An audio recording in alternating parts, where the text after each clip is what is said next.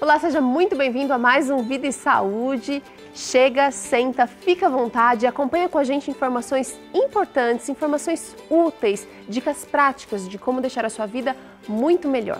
Esse é o Vida e Saúde, essa semana toda especial, falando de um tema sério, drogas, vícios, e hoje nós vamos conversar sobre cocaína e crack, que são duas drogas pesadas. Também vamos conversar sobre como ajudar quem já está envolvido com esse tipo de droga. E assim com os especialistas, com gente que entende do assunto, você e eu vamos aprendendo mais, porque a educação, a informação, ela ajuda a gente a ficar longe daquilo que não presta, daquilo que deve ser totalmente evitado.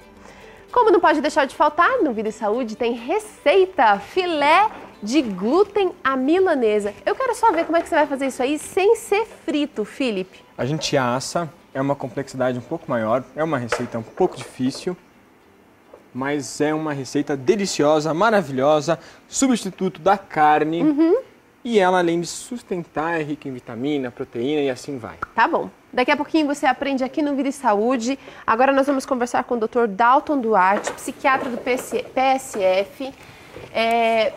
Quero já aproveitar e agradecer o pessoal do PSF, Cíntia, a professora Eli. Obrigada mais uma vez pela generosidade de ceder profissionais assim tão bons aqui pra gente e fazem toda a diferença aqui no Vida e Saúde. Obrigada, viu, pessoal? Dr. Dalton, olha, eu tenho um dado aqui bastante interessante. 6 milhões de brasileiros já foram apresentados à cocaína e 2 milhões já usaram cracks. São drogas bem pesadas. A gente vai falar sobre, assim, poderosos estimuladores do sistema nervoso central. Então, eu quero saber exatamente do que essas duas drogas, o que elas fazem no organismo. Elas vão estimular. Então, esse paciente, ele fez uso dessa substância pesada que causa dependência, ele vai ter uma súbita energia, uma euforia, uma hiperatividade, sabe? Então, ele vai perder o controle como o crack, né? No decorrer, 1/3 deles poderão morrer entre 4 e 5 anos. E as alterações são, aumenta a frequência cardíaca, aumenta a pressão arterial, tendo uma consequência, principalmente na cocaína. Infarto agudo do miocárdio, acidente vascular cerebral, arritmias pelo uso dessa substância que estimulam muito esse paciente. Então, quando a gente ouve falar que alguém teve overdose, é porque a arritmia chegou a tal ponto que levou... Imagina só a rapidez do crack. O crack vai demorar a chegar ao sistema nervoso central, ao cérebro, coisa de 14 a 15 segundos. Imagina só. E o efeito dele vai durar em máximo 4 a 5 minutos. Então, esse paciente vai ter que usar essa pedra para começar. Imagina só, então, a dependência disso e as consequências para esse organismo. Que tipo de substâncias estão presentes na pedra do crack? O crack é a pasta base da cocaína, entendeu? Então, é uma pasta, né, a base da cocaína. O crack, o nome mesmo vem. Então, ele coloca naquele cachimbo, essa pedra começa a instalar e dá esse nome de crack. Por que as pessoas viciam mais no crack do que na cocaína, doutor? Os dois são altamente dependentes.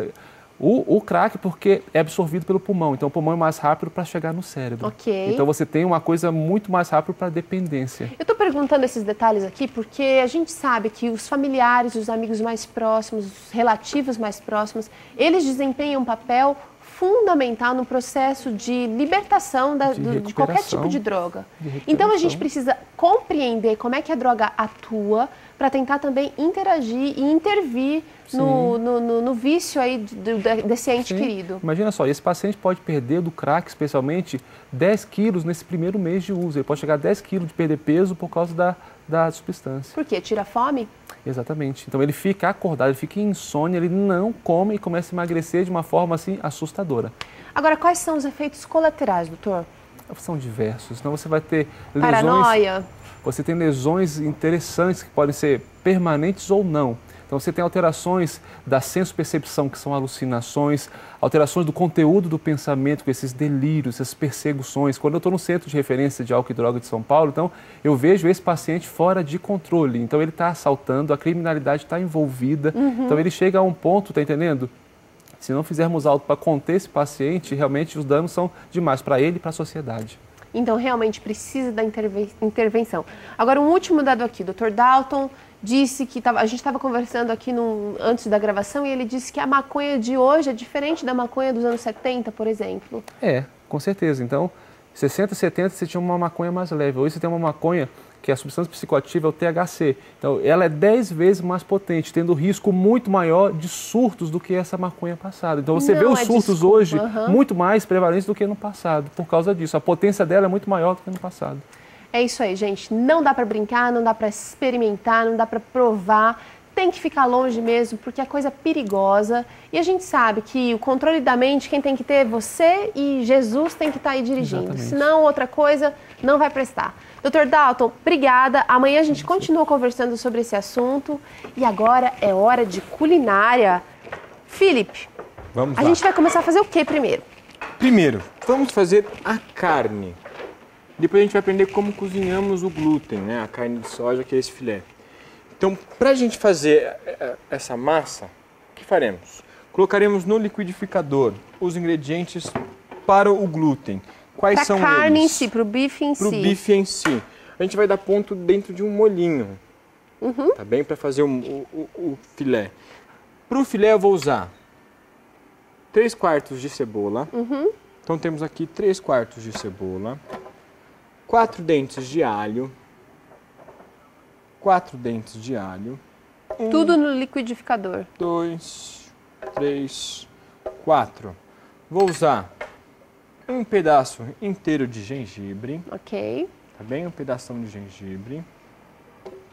Vou usar um tomate inteiro, maduro. Vou usar 2 talinhos de salsão com folha e tudo. Gosto muito desse tempero. Vamos lá.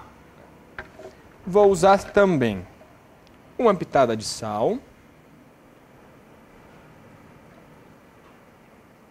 Meio 450 ml, para ser exato, de polpa de tomate. Um copo grande, Um então. copo grande. A polpa do tomate, o molho de tomate sem estar temperado. Tá. O molho de tomate in natura, vamos dizer assim. Então foi lá, 450 gramas.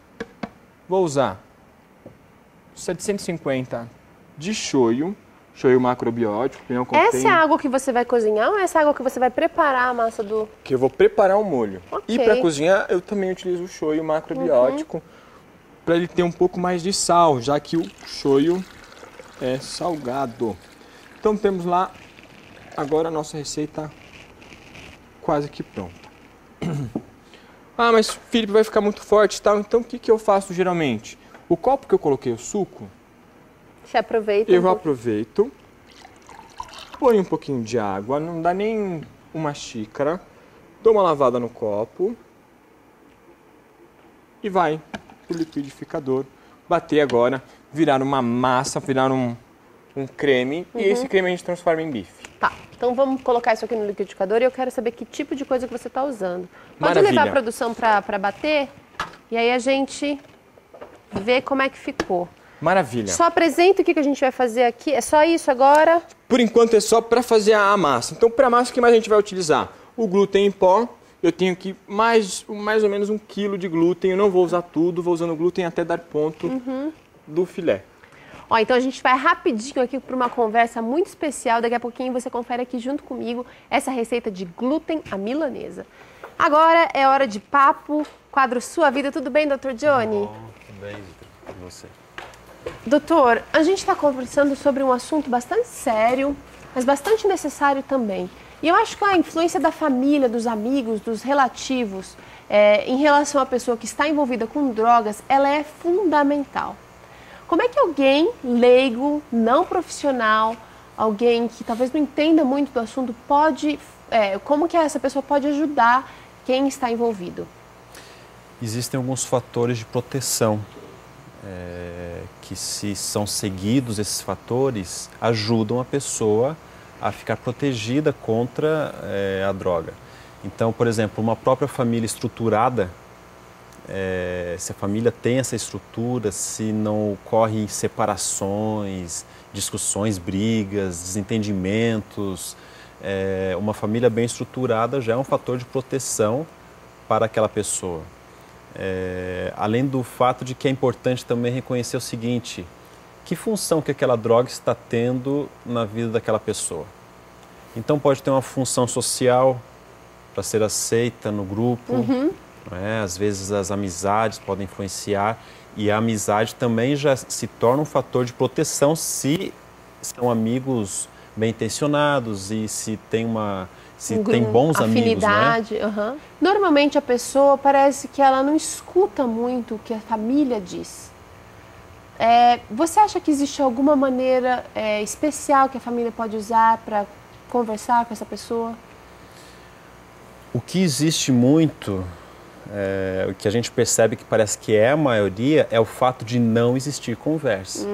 É o fato de não existir justamente esse relacionamento familiar. As pessoas não lidarem com esse desconforto, quem sabe, também do problema. E muitas vezes, hoje em dia, as nossas famílias estão como? Cada um tem a sua atividade, a sua vida, os lares viraram praticamente pensões. Então, eu vou lá apenas para dormir. Mas não há mais interação, ou seja, a família estruturada, a família unida. Não é? Por quê? Até mesmo se a gente for tocar em outros assuntos como depressão, por exemplo, não é? E família unida não é só almoçar junto, ficar junto de domingo, é conversar. É conversar, sobre problemas como esse. Agora até numa questão de prevenção. Exatamente. Você acha que resolve? Então, exatamente, uma família bem estruturada, conversar, separar um dia, um horário do dia para conversar com aquela pessoa. Então, estar mais próximo. Os pais geralmente ficam muito preocupados, o que eu vou fazer com meu filho, por que ele está nessa vida? Mas muitas vezes o básico não é feito, que é perguntar para ele, o que está acontecendo, meu filho? Fala para mim, vamos conversar e saber o que está acontecendo, não é? Então, a família é um dos fatores que pode ser tanto de risco quanto de proteção, não é? Se ela é bem estruturada, pode ser sim de proteção também. É importante também, algo que é muito trabalhado na terapia, é a recaída. Ou seja, é considerar que, por mais que a pessoa esteja fazendo o tratamento, mas ela está prevenida, que ela vai ter vontades no futuro, que ela vai ter vontade de usar novamente. Então. E se preparar para a recaída. Se por acaso acontecer, não desanimar, continuar no objetivo, começar de novo. Então, é todo um trabalho que é feito nesse sentido, né? Da recaída também. Tá joia. Obrigada, Dr. Johnny. Com certeza não é fácil, mas é possível. E com a ajuda de Deus e uma família unida, orando e também trabalhando em favor daquela pessoa que está fraca naquele momento, Deus pode operar com certeza um milagre. Nós vamos para um rápido intervalo. Na volta tem glúten à milanesa. Receita boa aqui no Vida e Saúde. Depois do intervalo a gente já volta.